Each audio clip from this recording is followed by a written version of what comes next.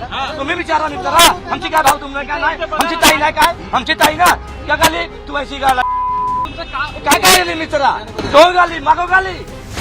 Taxi रिक्षा चालकांची मराठी चाचणी सुरू. थोडी पण मराठी येत नाही का? थोडा आठव कुठे जायचे बसा मी सोडतो. क्लासला गेले नव्हते का? नाही.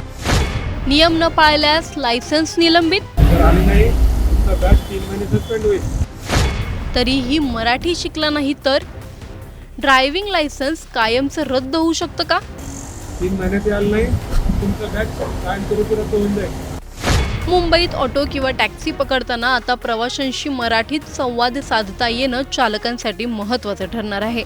कारण महाराष्ट्र सरकारने ऑटो टॅक्सी चालकांसाठी मराठी भाषेची अट लागू करण्याच्या दिशेने कारवाई सुरू केली आहे. मराठी शिकण्यासाठी चालकांना यापूर्वी पुरेसा वेळ देण्यात आला होता.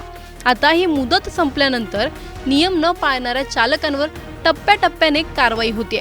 मात्र याचा अर्थ असा नाही की मराठी येत नाही म्हणून आजपासूनच कोणाचं लायसन्स रद्द होणार आहे. सरकारने यासाठी 3 टप्प्यांची प्रक्रिया निश्चित केली आहे. त्यामुळे मराठी येत नसेल तर चालकाचं नेमकं काय होणार, लायसन्स कधी निलंबित होणार आणि कोणत्या परिस्थितीत कायमचं लायसन्स रद्द होऊ शकतं, सविस्तर जाणून घेणार आहोत या व्हिडिओमधून. व्हिडिओ शेवटपर्यंत नक्की पहा आणि टाइम्स नाऊ मराठीच्या यूट्यूब, इंस्टाग्राम आणि फेसबुक पेजला फॉलो करायला विसरू नका. मुंबई, ठाणे, नवी मुंबई, पुणे यांसारख्या मोठ्या शहरांमध्ये ऑटो आणि टॅक्सी सेवा देणाऱ्या चालकांसाठी आता मराठी भाषेचा मुद्दा पुन्हा चर्चेत आला आहे. महाराष्ट्र सरकारने ऑटो आणि टॅक्सी चालकांना मराठी भाषा शिकण्यासाठी आणि त्या संदर्भातील प्रशिक्षण पूर्ण करण्यासाठी यापूर्वी वेळ दिला होता. सरकारच्या वतीने मराठी भाषा शिकण्यासाठी विशेष अभियानही राबवण्यात आलं होतं.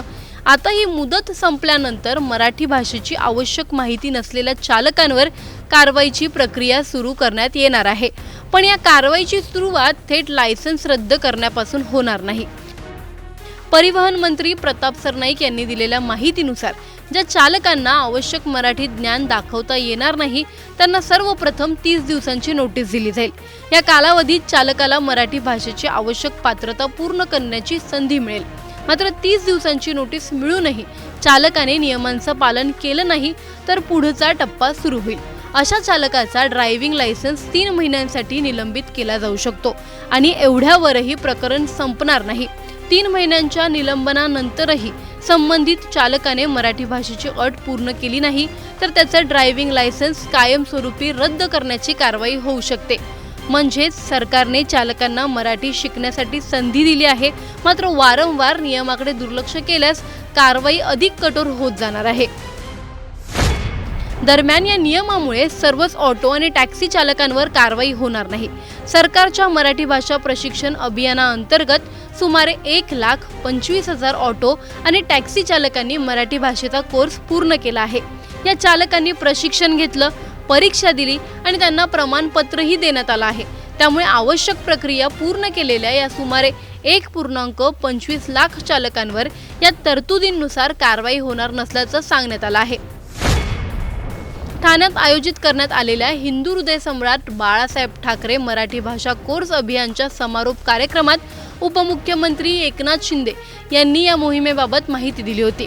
या 105 दिवसांच्या अभियानात सुमारे 1.25 लाख ऑटो आणि टॅक्सी चालकांनी मराठी शिकली, परीक्षा दिली आणि प्रमाणपत्र मिळवलं अशी माहिती देण्यात आली आहे. एकनाथ शिंदे यांनी यावेळी मराठी भाषेबाबत आपली भूमिका स्पष्ट केली. त्यांच्या म्हणण्यानुसार मराठी ही सक्तीची नव्हे तर आपुलकीची आणि आदराची भाषा म्हणून स्वीकारली जावी. इतर भाषिक व्यक्ती मराठी शिकत असतील तर त्यांची खिल्ली उडवण्याऐवजी त्यांच्याशी मराठीत संवाद साधावा असंही त्यांनी सांगितलं. मराठी शिकणं प्रेम आणि आदरातून असावं. भाषा शिकणाऱ्यांची खिल्ली कधीच उडवू नका या संपूर्ण नियमांवरून एक महत्त्वाचा मुद्दा समोर येतोय. महाराष्ट्रात राहणाऱ्या प्रत्येकाने मराठी शिकावी हा सरकारचा आग्रह आहे. मुंबई, ठाणे, नवी मुंबई आणि पुण्यासारख्या शहरांमध्ये देशाच्या विविध भागांमधून आलेले अनेक नागरिक राहतात. ऑटो, टॅक्सी आणि इतर वाहतूक क्षेत्रातही परराज्यातील अनेक चालक काम करतात. त्यामुळे सरकारचा दावा असा आहे की हा नियम कोणत्याही विशिष्ट समाजाला किंवा परराज्यातील व्यक्तींना लक्ष्य करण्यासाठी नाही. महाराष्ट्रात काम करणाऱ्या आणि इथे राहणाऱ्या व्यक्तींनी स्थानिक भाषा शिकावी हा या मोहिमेमागचा उद्देश असल्याचं सरकारकडून सांगण्यात आलं आहे. मात्र परिवहन मंत्री प्रताप सरनाईक यांनी या मुद्द्यावर अधिक कठोर भूमिका घेतली आहे. मला मराठी बोलायचीच नाही अशी भूमिका आता चालणार नाही असा स्पष्ट संदेश त्यांनी दिला आहे.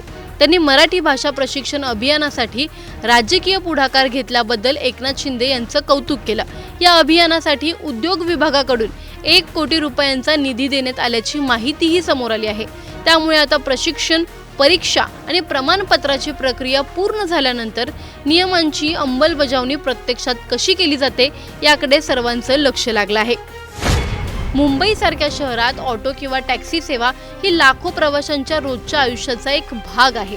चालक आणि प्रवाशांमध्ये संवादासाठी मराठीचा वापर वाढावा हा सरकारचा उद्देश आहे. मात्र प्रत्यक्षात एखाद्या चालकाला मराठीचं आवश्यक ज्ञान नाही तर त्याच्यावर कारवाई करण्याची प्रक्रिया कशी राबवली जाणार, त्याची परीक्षा कोण घेणार ते महत्त्वाचं आहे. मराठीचं आवश्यक ज्ञान नेमकं कोणत्या निकषावर ठरवलं जाणार आणि एखाद्या चालकाचं लायसन्स निलंबित किंवा रद्द झाल्यानंतर त्याच्या रोजगारावर काय परिणाम होणार या प्रश्नांची अंमलबजावणीच्या पातळीवरची उत्तरंही तितकीच महत्त्वाची ठरणार आहेत. एकीकडे सरकार म्हणते मराठी शिकणं ही सक्ती नाही तर महाराष्ट्राशी जोडण्याची प्रक्रिया आहे, पण दुसरीकडे नियम न पाळल्यास 30 दिवसांची नोटीस, त्यानंतर 3 महिन्यांचं लायसन्स सस्पेन्शन आणि शेवटी कायमस्वरूपी लायसन्स रद्द करण्याची तरतूद आहे. मग प्रश्न असा, ही मराठीची सक्ती आहे की भाषेच्या संवर्धनासाठीची शिस्त?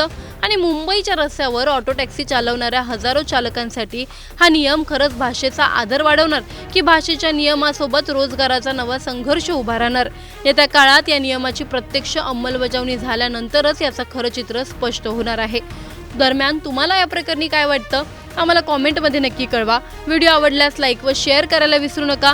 तसंच अशा नवनवीन अपडेट्ससाठी आणि माहितीपूर्ण व्हिडिओजसाठी टाइम्स नाऊ मराठीला नक्की फॉलो करा. गवर्नमेंट ने मई के महीने में एक आदेश निकाला था कि जिन मराठी यहाँ पे इस एरिया में, मुंबई में या पूरा महाराष्ट्र में जो ऑटो रिक्शा वाले हैं या टैक्सी वाले हैं जिनको मराठी आता नहीं, उनके लिए हमने फ्री क्लासेस चालू किए थे गवर्नमेंट की तरफ से. हर एरिया में कुछ सेंटर्स चालू किए थे जिसमें मराठी सिखाया गया था. 15 अगस्त तक वो क्लासेस चले. उसके बाद भी बहुत से मोर देन 60% रिक्शा वालों ने या टैक्सी वालों ने ये क्लासेस लगाए नहीं. अब आज से ये ड्राइव चालू हुआ है कि जिन रिक्शा वालों को मराठी आता नहीं है उनको हम ऐसी नोटिस दे रहे हैं. इस तरह की नोटिस दी जा रही है. इसमें ये लिखा हुआ है कि 1 महीने के अंदर उनको मराठी सीखना है. जो सेंटर्स गवर्नमेंट ने चालू किया है वहाँ पे ही सीखना है. 1 महीने बाद आना है. नहीं आएंगे तो उनका बैच सस्पेंड हो जाएगा और 3 महीने के बाद भी नहीं आए तो उनका बैच कैंसिल हो जाएगा. इसका उद्देश्य ये है कि महाराष्ट्र मोटर व्हीकल रूल के हिसाब से ही जिन रिक्शा चालकों को या ऑटो चालकों को यहाँ पे काम करना है उनको मराठी आना कंपलसरी है कायदे के हिसाब से, जो दुर्लक्षित किया जाता है. इसके लिए गवर्नमेंट ने सुमोटो क्लासेस चालू किए हैं मराठी सिखाने के, जो सब फ्री ऑफ कॉस्ट है.